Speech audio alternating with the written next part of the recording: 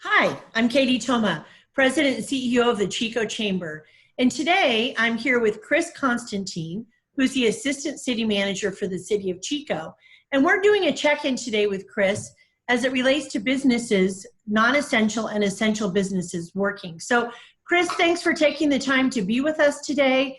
And we were hoping that you would share with us how the city is handling essential businesses and non-essential as well, and how that's all working. So can you share with us what's going on? Thank you, Katie. It's been fantastic to work with you and the Chamber. We've had a close relationship for a long time, and we're continuing and showing the fruits of that labor through this pandemic. So the city, after seeing the state order issued on March 18th, effective immediately on essential and non-essential businesses, we undertook an education campaign through our code enforcement division, notifying businesses that were deemed non-essential under the federal guidance at that time, and letting them know what the order said, but not asking that businesses close down immediately, nor we were issuing citations to businesses whether they were open or not. And what we saw was a pretty significant level of compliance where businesses in our community that we know has been fantastic in stepping up, shut down when they can, sent workers home, started working from home. And so we finished that education campaign, and we've seen the guidance shift since it came out on March 18th. And looking at the data of how well our community is doing sheltering in place, we think the best approach is to focus on exposure reduction. What does that mean? Well, you're seeing it now outside. People are sanitizing more often. You're seeing people wearing masks when they're going out and interacting. And you're seeing folks separate themselves by 6 feet to socially distance. What we are going to proceed next week is with a requirement that businesses that are open, whether their front doors are closed or not, with employees that are in the business, if they're there, having to post an exposure reduction protocol on their front door. That's a multi-page document that we've taken from best practices, both at the CDC and other communities that have implemented this practice, that outlines for specific businesses what do they need to do to minimize the risk of propagating the virus. We feel that this is the best approach for our community because, as our city manager, Mark Orm, has said, who has been doing just a fantastic job, we are not in the business of shutting business down. We want our businesses to thrive, we want our community to be healthy, and we want to help facilitate how our businesses can stay alive and succeed through this pandemic. So Chris, it's, as you drive around town, I've had to go down to the office a couple times, sign payroll, do some basic bill paying. And I noticed that there are some businesses that are open. So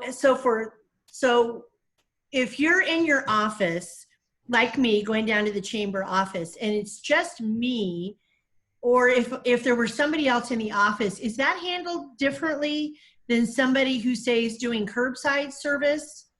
Is there any difference between those two? There could be, and we're still working through that guidance. The intent is if anybody is actually operating in a business, that reduction protocols is required. And I'll give you an example. In City Hall, we're working with a skeleton crew, but we are taking appointments. And so we will have an exposure reduction protocol on our doors, and we're going to require it on every entrance. For a business that may have employees within the business, we would tend to want to have that protocol. We haven't quite decided whether we should require it, because the protocol is not just for customers that are coming to your business. They're also intended to protect the employees that are working within it. And so if you do have employees within the business, it makes sense to ensure that appropriate steps are being taken to protect those employees. So for a small business, and the chamber, I guess, is technically a small business, we would post that. Would we post something on our door, or how will small businesses do that?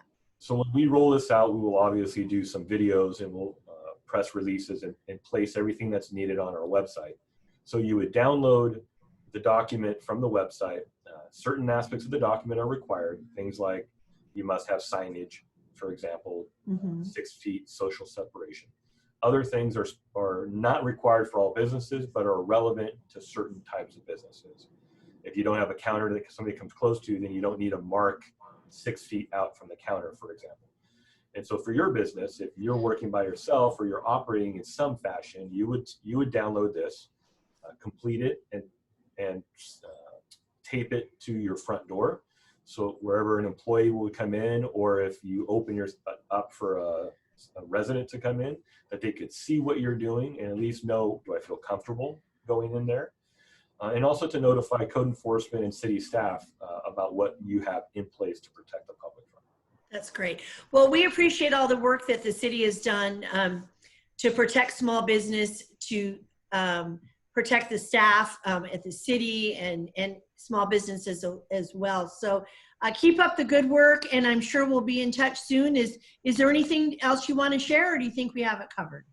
Well, obviously, small business is the backbone of our economy. And so we're very supportive and working hard to make sure that what we do contributes to getting through the pandemic and getting businesses up and running as quickly as possible, and minimizing any disruption to those businesses. And we thank you for our close partnership.